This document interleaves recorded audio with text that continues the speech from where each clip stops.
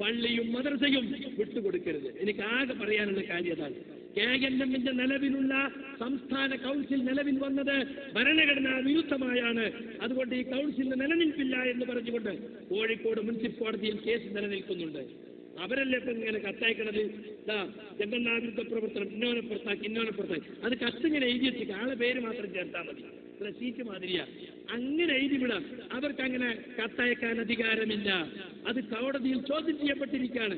ഈ കൗൺസിൽ നിലവിലുള്ള കൗൺസിൽ ഭരണഘടനാ വിരുദ്ധമാണെന്ന് പറഞ്ഞ് കോഴിക്കോട് മുനിസിപ്പൽ കോടതിയിൽ കേസ് നിലനിൽക്കുകയാണ്.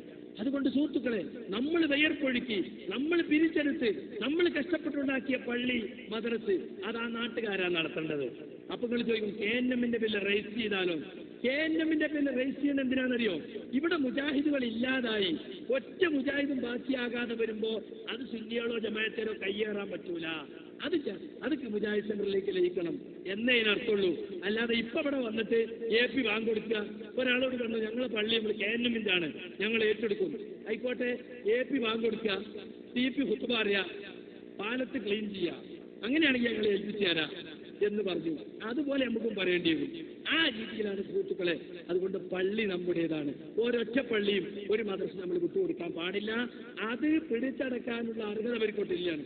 എത്ര പള്ളികൾ മടവൂരിയിലുണ്ട് KNM രജിസ്ട്രേഷനില്? ഇവർക്ക് എന്തെങ്കിലും ചെയ്തോ? അപ്പോ ആധാരം ചോദിക്കാനും പള്ളിന്റെ അവകാശം പറയാനില്ലാതെ ദഅവത്ത് ഇപ്പൊ അവർക്കില്ല.